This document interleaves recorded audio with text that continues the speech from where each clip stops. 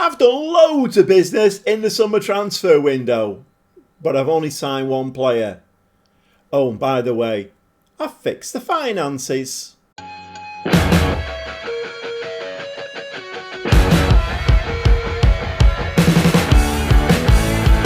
Welcome back to the Gobby Gaffer, and it's part 7 of this save where I'm managing Genk over in Belgium, and last season was very successful. We finished second in the league, we won the Croaky Cup, and what's this I hear you say?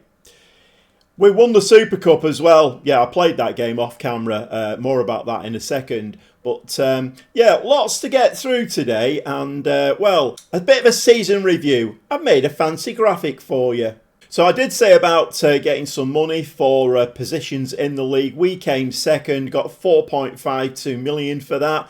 Obviously not a tremendous amount. I mean, I have had saves in the Bundesliga where you get about 80 million for winning the Bundesliga. So it's not big money, but you know, all the money that's coming in helps.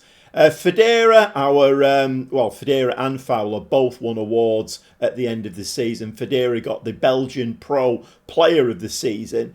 Fowler was the best rookie, as well as the being hailed as the signing of the season. And more about Fowler shortly. But what a player he is, and he's, you know, a young lad. And Conan the Barbarian, yes, Ledsma, our goalkeeper, Conan the Barbarian, he won the Golden Glove. And a little bit of meat on the bones for you with the transfer window. I did say in the intro, I have done loads of business in the transfer window, and mainly players going out. Lots of young players going out on loan. A lot of the backup players, I had 2 centre-halves that didn't really play most of the season. Ringo Meerveld, the attacking midfielder, who I did start the season off with, but then got injured. And of course, Glockovac then took over that position for himself, the young wonder kid. So Meerveld never really got... So quite a few players have gone out. I have raised... I mean... It's not massive money. I have raised some money. But yeah, lots and lots of business going out and trying to balance the books, but also slimming down that squad size because it was a little bit top heavy. But yeah, I have only signed one player, and just a little bit of a seed at the moment. I'm just, you know, a little bit of a seed of a thought, and I am thinking that because of the way the transfer window has gone, I might be moving on from here quicker than I wanted to, really. Because what's happened is I earmarked loads of players. As you can imagine, players went out. I wanted to bring new players in. I went for about 6 wonder kids who weren't massively expensive. None of them wanted to come to me. I identified 3 centre-backs. Again, none of them wanted to come to me. A couple of centre forwards to just ease the pressure on Fowler and Federa. None of them wanted to come to me. So that's been the story all summer. So many players I've gone in for, and they just don't think that coming to Genk is a good move for their career. And I think we are at that point. Not yet, because I want to test us in the Champions League. More about that in a second. But I think we might be getting to that point where I'm thinking, okay, have I reached the ceiling here?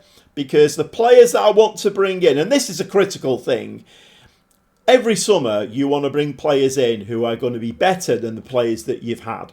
So you progress your team on.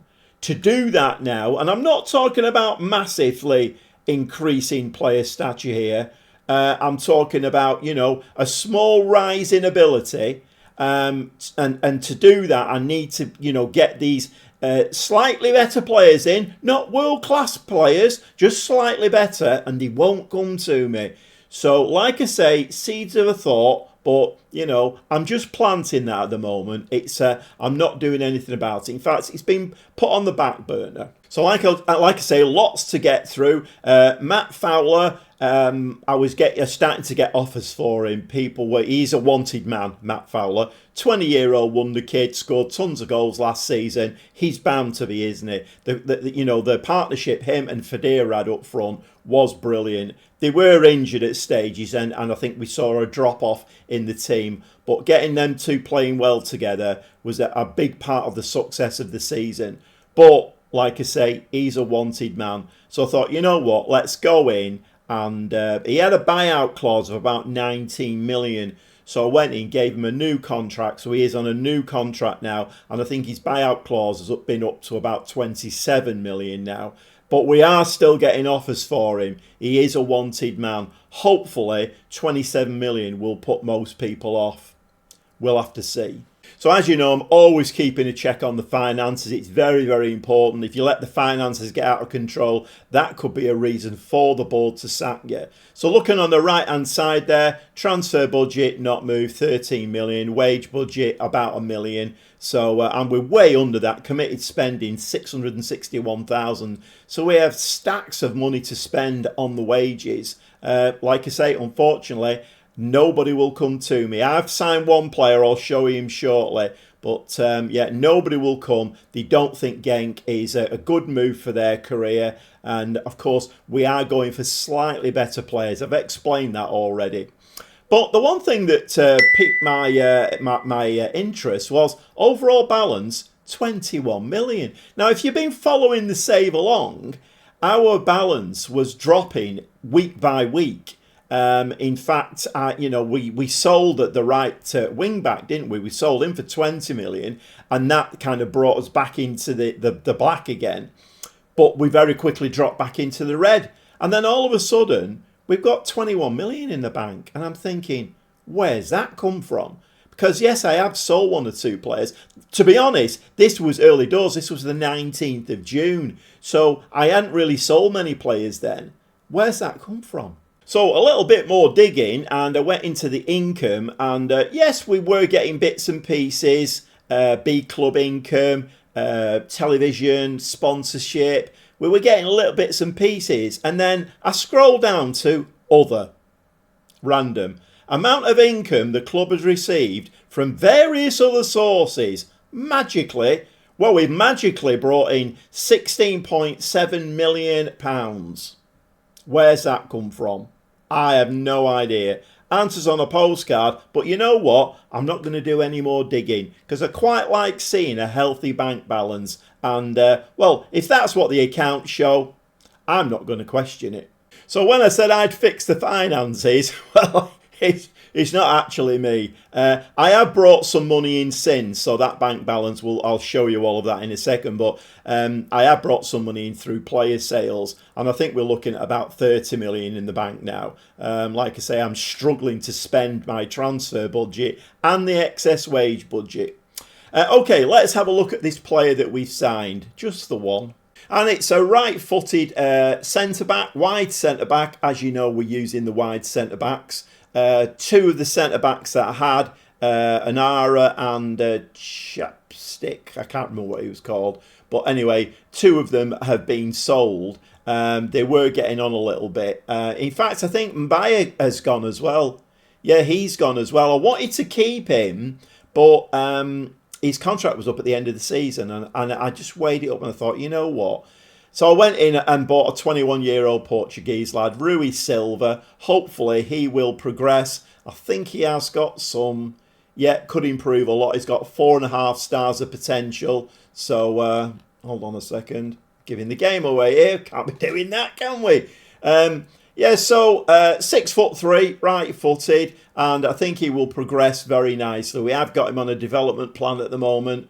It's got a value of 8.4 million. I don't think we paid huge money for him, or 3.5 million. So as far as the game is concerned, and we know what the game's like for finances, particularly in the transfer market, but he's kind of doubled his money. So last season he was playing for SLB, their B team, which is the Benfica's B team, and got a fairly healthy 6.88. But I think he will get some decent starts for us this season. So just having a look at the schedule, we played 3 friendlies, did okay in those. We played Anderlecht in the Super Cup. I didn't put that on camera because I wanted to play the Champions League games. I will explain that shortly because we were a little bit unsure at the end of last season. But the Super Cup, we went toe-to-toe with Anderlecht. It was 0-0 at full time. Other than 90 minutes played, went straight into penalties. And, well, we won it 5-4 on penalties. So a little bit of shiny silverware, well, a little bit more shiny silverware there. And, well, a little bit of, I mean, it's always nice to get an early start on Anderlecht, isn't it? Because we need to try and get above them this season. Okay, we're talking about the Champions League now. And the first place, Anderlecht, go into the Champions League proper. They go into that big group stage. It's like 36 teams in there, this new format. So they go into that proper. The second in the league have to play some playoff games to get in there. And as you can see here, it's the UEFA Champions League path, second qualifying round, first leg. That's where we start. And if we beat Panathinaikos, we have to go into another playoff game as well. So it's a second and the third. And I'm not even sure if there's one after that. So there's a massive... And this is the important thing. If we'd have won the league, we'd have gone straight into the Champions League.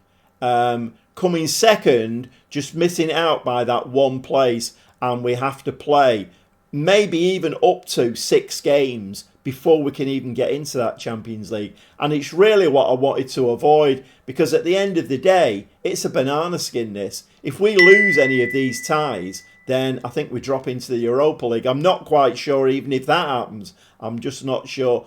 But we're going to have to play it by ear. And Panathinaikos is going to be the first 2 games that we play. We'll play the Kortrijk. We'll play them off camera. My Belgium is coming on absolutely brilliantly. Kortrijk. I know, it rolls off the tongue. So the squad now has been trimmed quite nicely. So if I run down there, that's the squad now. So we've taken quite a lot off the wage budget. We have brought some money in. In fact, if let's just go and have a look at recruitment. I'll just show you quickly the transfer history. I'll just get my big head out of the way. So as you can see here, from the 5th of the 7th there this year, Dumby has gone out on loan. 3.2 million in for Heynen. He was a 31-year-old central midfield player. I did start with him in midfield at the beginning of the season, but he kind of dropped out of favour. Lots of loans there. 3 million for Biamba, he went out. Ringo Meerveld, 5.25 million. More loans. So we have sold quite a few players. I am still looking, and I've got 1 or 2 players earmarked. But the way things are going at the moment, I don't think they're going to come to us. And the finance is looking better than they've ever been. I mean, to be quite honest, we're probably going to start the season. Well, we have started the season with the team that finished last season, which is very unusual for me because I normally, have at least 3 or 4 new signings. I just can't get them to join us at all. But 37.5 million in the bank, looking very, very nice.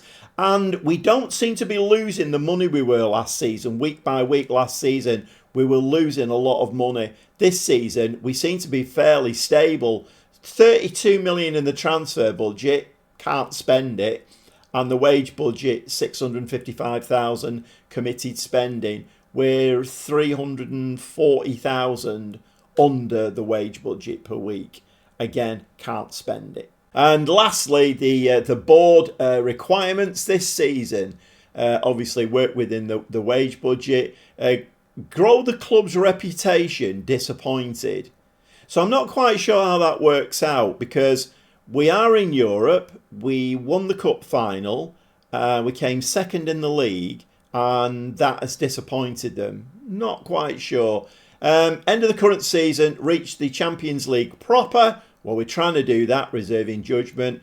Finish in the Jupiler Pro League top 2 places, again reserving judgment. But that kind of contradicts grow the club's reputation. Because they did finish in the top 2 places last season, but they're disappointed. I don't get that, really.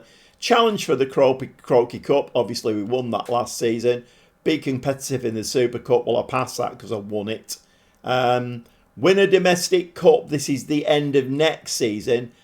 Maintain a Jupiler Pro League top 2 finish. Now, this has dropped because when I agreed to this, they wanted me to win the league and carry on winning the league.